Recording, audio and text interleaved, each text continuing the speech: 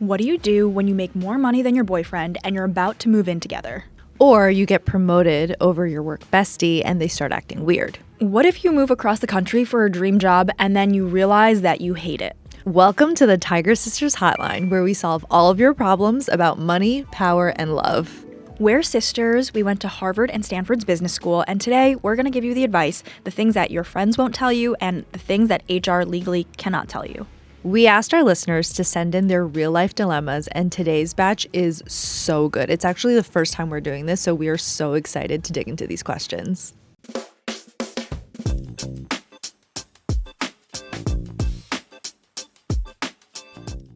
But before we dive in, let's do a quick update. Jean and I have been on the move, on the go for the last week. And so, Jean, what has been your favorite thing over the last 7 days? Yeah, so you guys might notice we're in a different studio. We're actually in the Spotify studio in New York City. And the reason we're here is because we just launched season 6 and we were announced as Spotify Radar 2025. Yay!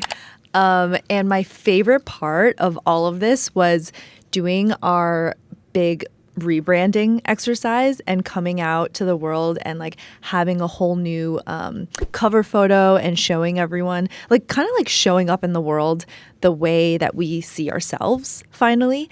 And my favorite part of that was this photo shoot that we did at the Albright Fashion Library, which is in LA. There's also one in New York where we got to dress up in these amazing outfits that were all on theme with our rebrand.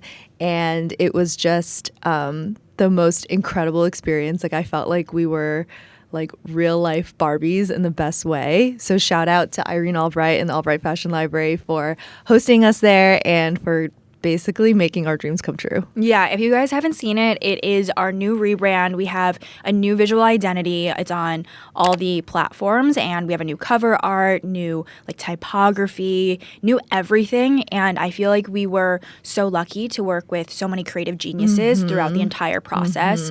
I have a newfound appreciation and respect for people who work in creative fields, because Jean and I have this vision of Tiger Sisters of where we want to go, and obviously there's a gap between where we want to go and where we are today. And the creatives that we've worked with over the last honestly month plus are just absolute geniuses, in bringing our vision to life and helping us have this new visual identity. Because we've always kind of felt our cover photo, we felt our boss ass bitch photo shoot, but we've just never had a way to implement it. And I'm just so thankful for the support that we've had in bringing this to life. It's amazing. So check it out if you haven't seen it already. Okay, our first question is so juicy. I really love it. We've actually seen a bunch of questions come in that are pretty similar. And I love it because it's about money, power, and love. The trifecta all together. Yeah. Okay, so Cherie, why don't you read it? Okay, so the first question is about money and moving in. So it goes, Dear Tiger Sisters, my boyfriend and I are moving in together. I make more money than him and want to talk about money. How do I bring it up without making it weird? And should I pay more rent? I have a sense that I make significantly more than him. He's a teacher and I work in digital advertising / tech, but I don't have a sense of his larger financial picture, how he saves for retirement and what his goals are. Do you have any advice about how to initiate the conversation? What questions should I ask? Also, should I offer to pay more rent and household expenses because I make more, or should I just let him pay half because that's what we do when we travel or go out? Okay, well, thank you for this question. It's super juicy, and I know many of our listeners probably have the same question or are in the same stage of their life. This question is so relevant because the number one reason that couples fight is about money. Yeah, I mean, it can feel unromantic to talk about finances, but it's actually probably one of the most important conversations you're going to have if you're going to take the next step and actually move in with someone. Yeah, I think the number one thing is just to initiate the conversation. Just have the conversation. So just be neutral and natural. Don't be awkward about it. Because it's not awkward. Yeah, it's not awkward. It's actually something that's we have to talk about it. So just be hey, I'd love to talk about our finances. Let's find a time and let's sit down together. Maybe open up a bottle of wine. I would recommend doing this in a setting that you feel most comfortable. I wouldn't do it if you're out on a date in public at a dinner spot like that, or at a restaurant. Like I wouldn't do that, but I would do it like if you guys are having like a cozy night in, or you can like have more privacy so you can actually dig into, you know, some of the conversation and potentially pull up your banking apps to actually like, you know, talk through things. Doing it at a restaurant is like, it's too much going on. No, don't do It's that. very public. So do it in like a cozy, comfortable setting, maybe in pajamas. Like I feel like, have a bottle or a glass of wine or a LaCroix and it's Cozy Earth pajamas. and make it very like comfortable. We recommend that you hit 3 questions when you have this conversation. Don't just talk about, you know, like how much do you make? You should ask, what is your approach to saving and spending? First question. Second question, you should ask about how do you budget, or do you even budget? Like, is that something that you do in your everyday life? And how many times do you even think about and approach your money? Yeah. And the third thing to think about is, what are your long-term goals? So asking your partner what their goals are and long-term thinking is around retirement. Do they want to buy a house, or do they just want to have a huge travel fund because that's the number one thing that they care about? Yeah, I love those as like topic areas. And there are 2 questions that I would recommend asking. The first one is also just like exploratory and trying to learn more about your partner's values when it comes to money. And so like asking them about how they grew up. Like, how did your family talk about money growing up? Or like, was it a topic that you guys, you know, even discussed, or was it something that's more taboo? So you want to turn it into a therapy session. Kind of, but also that's like me, you know, like I'm more philosophical and I'm like seeking to understand, you know, like because sometimes I like honestly it can be kind of awkward to like launch into these things. Yeah. So like if you ask them questions about how they grew up in a way to better understand them and what they care about, it can be a launching pad to some of these other questions that are more tactical. Like be like, how did your family like think about money growing up? And then like a follow-up question can be about budgeting. Or like, did you do budgeting? Or like, and then now it's like, how do you do budgeting? I mean, I think that makes sense. I just think that just be careful to make sure that you're not the one that feels like responsible for driving the entire conversation. Like, I think it's fine if you're the one that's initiating it, but you should see that your partner is also, you know, once you've initiated the conversation, they are engaging at least 50-50, and they are actively wanting to participate in and continue and develop and evolve the conversation instead of being avoidant about it. Yeah, they should also be curious about your answers as well, not just like it being one-sided.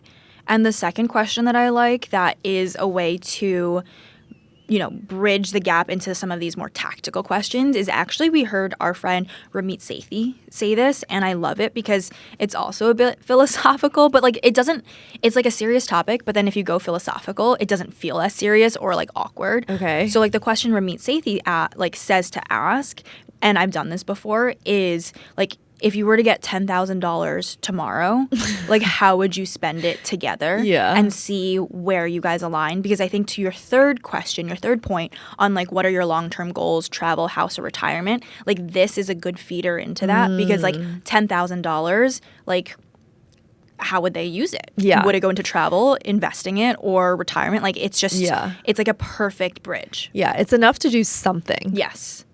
And I think, I mean, for me, it would be travel.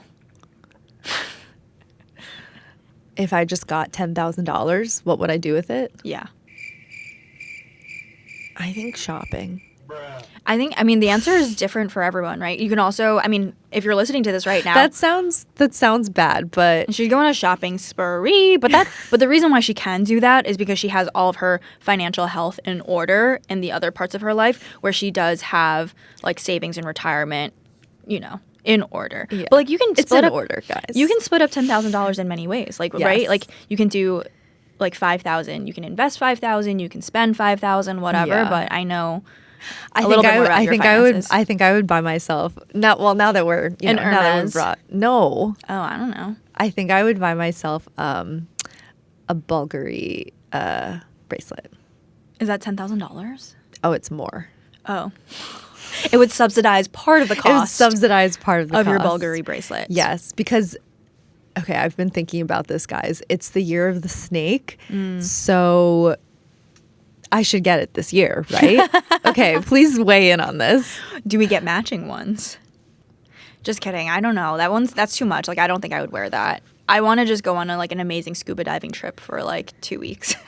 Well, I'll be at home working, wearing my bracelet. Yes. As you text me about as I'll be not working and scuba diving in, I don't know, the Maldives or something. Yeah. Actually, probably $10,000 wouldn't even cover that trip. No way. Yeah. I mean, maybe if you flew there on points or something. Oh my God. Yeah. But I would like to do something more experiential. Yeah. This is how we're different. Like, we're sisters, but this is also where No, I like experiential things too, guys. she likes experiencing the inside of a Bulgari store with a sales associate and some champagne. Is it Bulgari or Bulgari?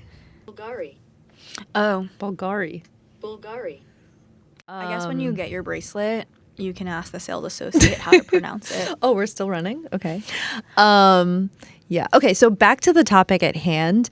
The one thing I'll add is that we kind of threw a lot at you in terms of answering the question. You don't have to do this all in one session. Like, this doesn't have to be a marathon 4-hour long discussion. It sounds miserable. I know it sounds Just start with at least one question. Open the conversation, Yeah. as we like to say. Yeah. Open the conversation and also gauge their level of engagement. And I think also invite them to help co-drive the conversation with you and be like, this is something that we should revisit. Like, let's start the conversation now. Let's revisit and talk about it multiple times. And that'll help us come to some sort of like operating agreement together. I know that doesn't sound sexy. I know that sounds so lame when it's applied to a relationship, but that is what you're building. Like, this is your most important relationship. And it is in many ways the beginning of your potential merging of finances. So you do need some sort of operating system. You need some sort of operating principles that you are both aligned with and that you can build on top of. Otherwise, if you have different assumptions going into living together and building a life together, that can sort of crumble pretty quickly. Yeah, and I would say going into the conversation, lower your expectations if it's your first time having it. Like, don't make it a marathon. Don't make it 4 hours. And just use the first time you bring it up as a data collection session for yourself. Because like Jean said, it's like, are they engaging with it? Like, are they open to talking? Are they like kind of secretive and kind of awkward? But then like, you don't have to judge them for it, but like you have to understand why. Yeah. Are they defensive? Are they defensive about it? Or are they like not even answering the questions? So I think just using the first 1 or 2 sessions, like, you don't have to like be like, show me your like bank account right now and like talk about savings right now. Like, I wouldn't even do that if you guys haven't broached it before. Yeah. But just using it as like for yourself, be very perceptive of like how they're answering the questions and their willingness to or unwillingness to engage. Like, I think that is a really good indicator for yourself. And like, don't go into the session thinking you're going to like accomplish like 50 things and like 50 questions are going to be answered, but just like notice. I would say that's like a perfectly fine goal for the first like 1 or 2 sessions. Yeah. And you didn't ask about this specifically, but I'm kind of like reading between the lines of what you wrote in. I think a lot of times by having these conversations, you discover like one layer deeper, sort of the overall like living situation and like the way that your partner lives and approaches life and kind of how they have been funding their lifestyle over the last, X number of years, because you mentioned he's a teacher, but you're still splitting all of your expenses when it comes to travel and like eating out and all that stuff. Like, maybe they are being subsidized by their parents or their family, or that's actually really much more common than is brought up. So that's kind of like a question that you also want to better understand. Yeah. And then just to be a little bit more tactical to answer your question, let's say you collect all this information and the next step is moving in. I think that like when you're splitting rent, you don't have to do it proportionally, like 50-50. Yeah. Like, I think very much like that is what we assume is the default. But like, this is your world. You get to choose how you run your life with a partner. And it doesn't have to be 50-50. Honestly, our recommendation is to do it proportionally. So like, whoever is making, like 70% of the income could then provide 70% of the rent split or 70% of like whatever expense split. Yeah, that's what my one of my best girlfriends had has been doing with her boyfriend who became her fiance, who is now her husband for a long time, because he made a lot more than her. And also he was the one that really wanted to sort of like upgrade their living situation. So he was very much like driving that decision. And so he was like, you know what, like I'm happy to pay more proportional to my income. But that's why it's also important to better understand the like sort of overarching financial situation of your partner. Like they may have other financial resources that are not just their sort of like everyday income that they see coming in every month. Yeah. So I would say the overarching tenor here is finding like what works for you and your partner, like coming out of this conversation. I think on the opposite side, you like mentioned sometimes people are subsidized by their parents. On the other end of that spectrum, a lot of people still need to provide for their parents. Yeah. And that is something that they need to consider in this entire equation of what they bring to the table. And so it's a conversation. You're going in seeking to understand and learn more. And I think going in with compassion and figuring out what works for you two as a pair is just the first place to start. Yeah. So hope this was helpful. Best of luck. Let us know how it goes, and congratulations. Yay! Okay, so the next question is about getting promoted over your work bestie. And we'll be right back after this break.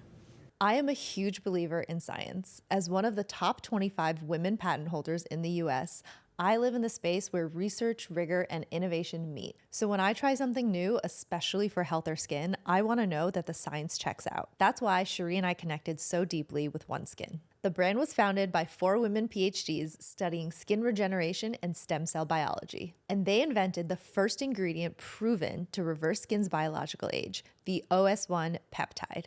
This is one impressive brand. They're backed by published studies, clinical data, and they have multiple patents. I use OneSkin day and night, and honestly, my skin has never looked better. And because it's backed by science, I trust the results. And I trust the fact that OneSkin has earned over 10,000 5-star reviews. So if you want skincare that's also about long-term health, OneSkin is it. It's time to target cellular aging, so we keep our skin acting younger for longer. OneSkin is the world's first skin longevity company. And right now you can try it for 15% off by going to oneskin.co and using the code Tiger Sisters. That's 15% off at oneskin.co using code Tiger Sisters. After you purchase, they'll ask you where you heard about them and tell them that the Tiger Sisters sent you. Try OneSkin today. Your future self will thank you. And we're back. Okay, so the next question is someone who got promoted, yay, but they got promoted over their work bestie. Jean, can you please read the question? SOS Tiger Sisters, you're my heroes. Please save me from this work dilemma. I've been at a job for 3 years, and a few months ago, I got promoted over my work bestie. She's a year older and has been at the company a little longer, so it was a bit of a surprise to me. On the other hand, I'm much more ambitious, outgoing, and proactive at work. She's much more reserved, and even though I've often encouraged her to advocate for herself, she mostly just assumes that hard work will be rewarded. She congratulated me when she heard, but I could tell she was a little shell-shocked about it. I'm not really her boss or anything, but I just got assigned the first project I'm running point on, and she's supposed to help me with it. So far, she's been pretty uncommunicative and resistant to doing things the way I would like. And given it's my first one, I don't want this to affect how my managerial work is being viewed. I feel like my options are either to stay up all night redoing everything she does, if that's even possible, or talk to my boss about what's going on, which I feel like could also be perceived as me not succeeding as a manager, or try to talk to her directly, even though I feel like she'll take this poorly because she's very passive and hates confrontation.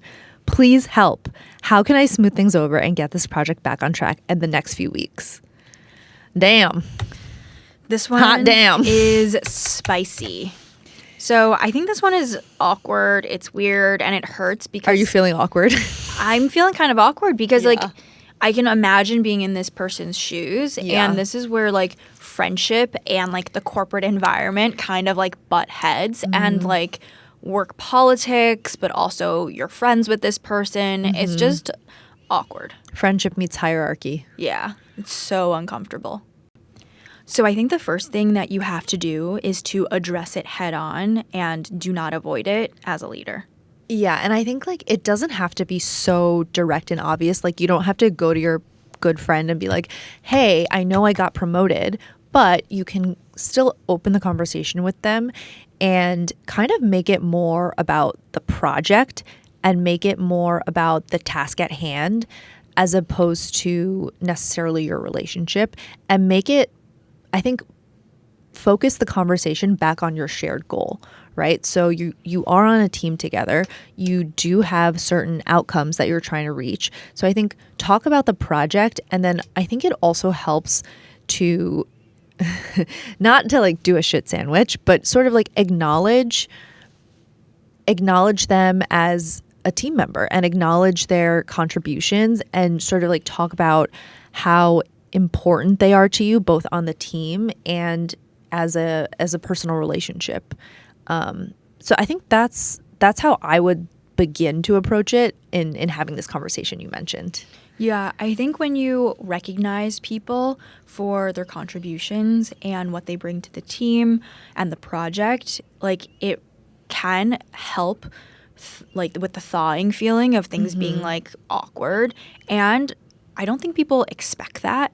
Like it might catch them on their back heel in a good way, that like you're actually coming to the conversation with compassion rather than like, yes, you guys are working on this project together and perhaps this person is not helping out, but because you're coming in with much more compassion and wanting to collaborate more, and instead of saying like we're behind on this project, you're coming in much more collaborative. And I think another thing that's helpful that I have always done as a manager anyway, but in this instance, you could maybe ratchet it up a little bit, is to call out their contributions to your shared boss or to the like overarching boss in a positive way. Yeah. Exactly. And like you don't have to only call out their contributions. Like you could make it like a team-wide thing where you're, if you've hit a certain milestone in the project, you can say like, thank you to person Y for like driving this project. Thank you to person Z for taking on this aspect of it. And thank you to my work bestie for doing this, blah, blah, blah, blah, blah. So that they sort of like remember that it's a team effort and they feel recognized and they just get some sort of affirmation. Yeah, I think the affirmation is a great place to start. And if your project doesn't turn around after that and things are still slow moving and this person is not contributing the way they need to or like stepping up because of this awkwardness, I think that's kind of where you need to put your foot down and stick to the facts of the situation. Yes. And you have to bring it to your manager. Otherwise, like this person said in the question, like their managerial capabilities will be questioned. Yes. And so I would take all the emotion out of it when you get to this point. Like stick to the facts of like, we have this project, it's due on this date, and work bestie is not contributing in XYZ way, and you're able to point to the facts. Yeah. You could even phrase it in a like neutral way to your manager and be like, these are the blockers, and then list that as like the primary blocker, and maybe there's another blocker that you can also call out. Yeah. But definitely do not just take on everything that your work bestie is not doing, because that's kind of a formula for disaster. Yeah, it's going to stress you out even more because you are taking on work, and it's not a long-term sustainable path for you to increasingly take on more work that this person should be doing. Like for you as a manager, like this is also like kind of a great lesson, like your first great lesson in being a manager on how to handle uncomfortable conversations and how to make yourself a resource to that person and how to scale yourself when you can't be everywhere all at once. Yeah, I like that. This next one is really interesting. So I'll read it out loud. So, dear Tiger Sisters, my boss followed me on IG and keeps leaving comments like, looks fun, or where's the invite with my posts. It's starting to feel weird, but I don't want to seem uptight or offend them. Help, what should I do? This is really uncomfortable. Like I'm hearing this question and I'm getting like the chills on your behalf. Yeah. First of all, I think if you are a manager and this sounds familiar to you, like you need a clock whether or not it's appropriate or not, especially because you are the manager, you're leading a team. There's definitely like employee boundaries, and the fact that like someone let you into their personal life, like allowing you or like, accepting your request to like see their Instagram is a pretty big step. And like if you do overstep that as a manager, access revoked. I'm sorry. It's just like there's things that like people want to do outside of work. They're allowed to have a life outside of work, and they can choose whether or not to share that with you, especially because there is a power dynamic and how you perceive them in the workplace might be affected by social media. Yeah. I guess like speaking from my own experience, the way that I would handle it is that I would let the direct report or whoever was on my team sort of set the standard and like drive the level of social media engagement that they wanted. Right. Like they can make the first move. Like if they comment a lot on your stuff, then like you can take a hint or cue that like you are able to respond to their stuff. Yes. I mean, the reason I started like laughing to myself is because I've always worked at companies that kind of were social media. So like since the very beginning when I worked at Farmville, I was like Facebook friends with my CTO, my like CFO, like every single person. We were always connected on social media. So I actually think I have like a pretty good perspective here. So yeah, I think like take your cues from the person that you're managing, take your cues from the broader corporate culture. Yeah. But just don't overstep. Like, don't be the one to be commenting on everyone's like stories or posts when that's not the common. Vibe. Yeah, when that's not the vibe. It's not the vibe. It can turn awkward really quickly. And there's not really that much upside as a manager for you to be engaging with your team or your employee that way if they haven't engaged with you that way first. So if you are an employee right now and your boss is doing this, like here are some, and you're uncomfortable with it, here are some things that you can do. I would say mute them. Access revoked. Like if you don't want them to see your stories, they don't have to see your stories. You are allowed to like soft block them in that way. You don't have to like completely remove them because then like, I don't know, that forces you kind of address it head on. It becomes a bigger thing. Like if it's just kind of innocent and you're just like, this is weird and like I don't want them to know, soft block them and just make sure they don't see your stories. I think that's a perfectly fine thing to do. Okay, the next question is, Dear Tiger Sisters, my boyfriend Venmo requests me for everything. Okay, I'll read it. Dear Tiger Sisters, my boyfriend makes very good money, but still Venmos me for half of every little thing, down to the meal. It's giving CFO, not boyfriend. Should I say something? To me, okay, this is just my personal opinion.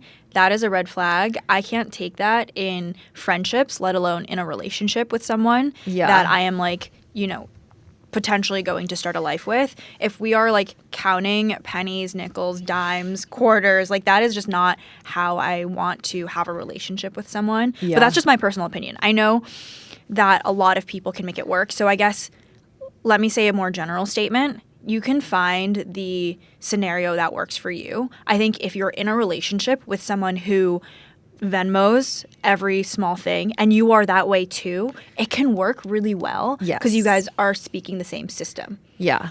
Is that how I work? No. But let's just say like that's a very general system. It can work. And I think if you are like with another person who has the same system of values when it comes to money and how you're splitting things, like it can work if you guys are speaking the same language. I think the disconnect happens when exactly as this person says, it's like, I'm not that type of person, but they're that type of person. And there's this like friction that definitely comes up.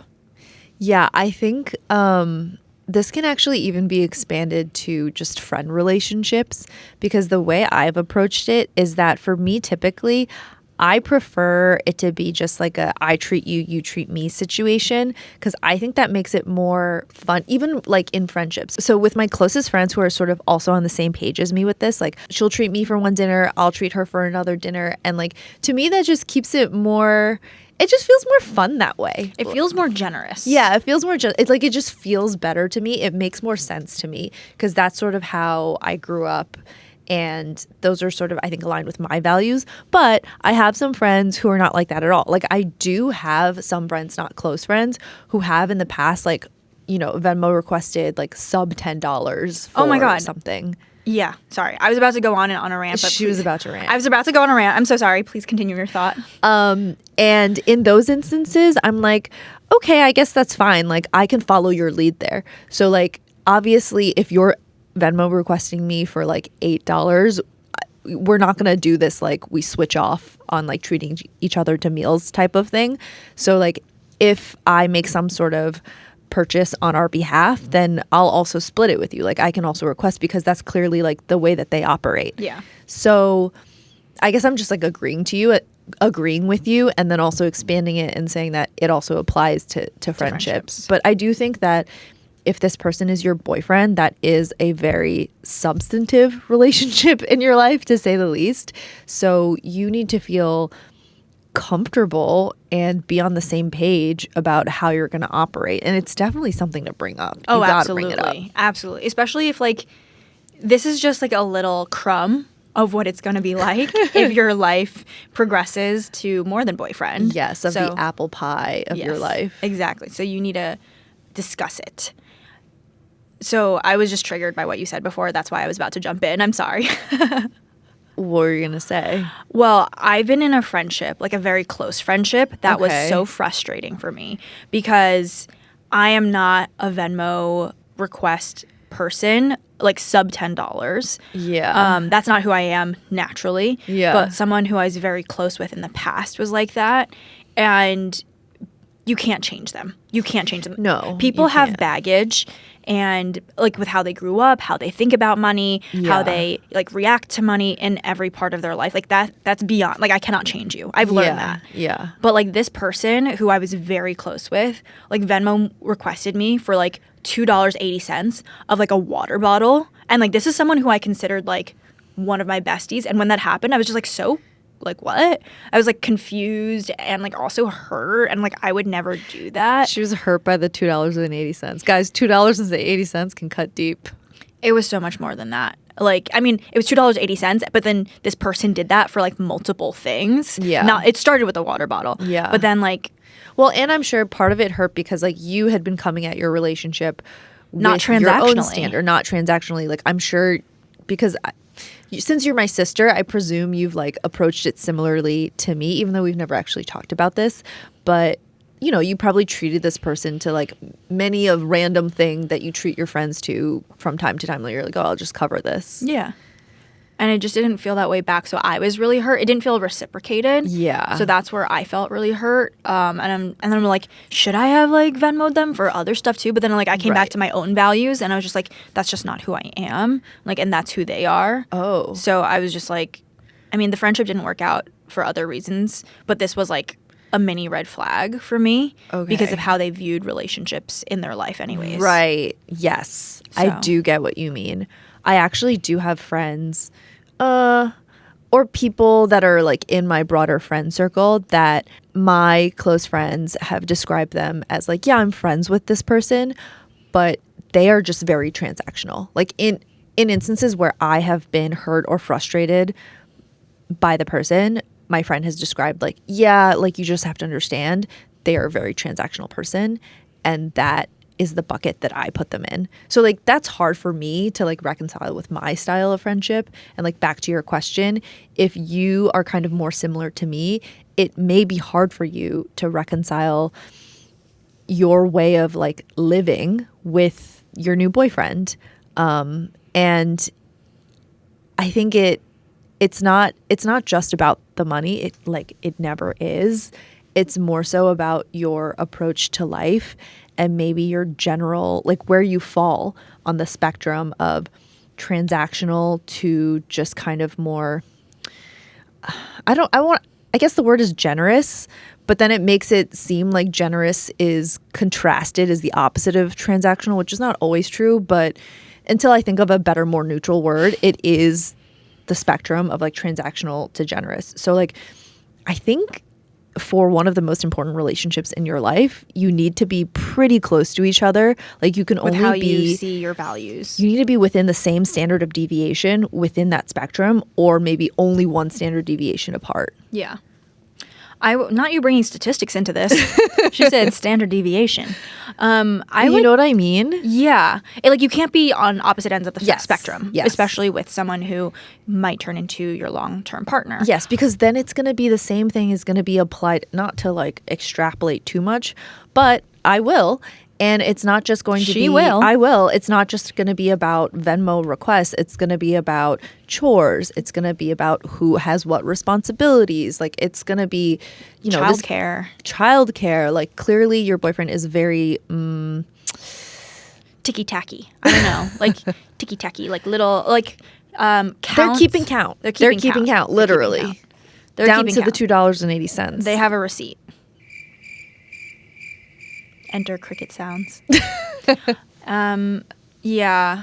I would say also, I think I might be coming off kind of intense. I realize that. But that's also how I approach relationships and friendships. It, like, if I invite you into my close inner circle, like, I feel really hurt when, like, trust is broken or, like, some sort of, agreement between how we look at relationships is broken. I think I can have acquaintances in my life who are Venmo kings and queens. Like, sure, we can settle that $5.50 on Venmo. Like, I can have an acquaintance like that. Yeah. But if you are in my inner circle, such as like a boyfriend or like a bestie, we better be within the same standard deviation of values.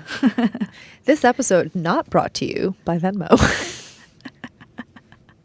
And that's it for this week's Tiger Sisters advice. So when you're talking about money, power, and love, remember it can be broken down into strategy and frameworks. We hope this was helpful. Please continue to send in your questions. And remember, it's not about being perfect. It's about having these frameworks that you can apply to all different parts of your life so that you can sort of go through life more easily. Yeah. And I would also say it's trial and error. Like, things are never perfect on the first time. But as you keep at it, you have these hard conversations. It gets easier and easier. You build self-confidence along the way in yourself. And, like, things get better as you keep trying them. Yeah.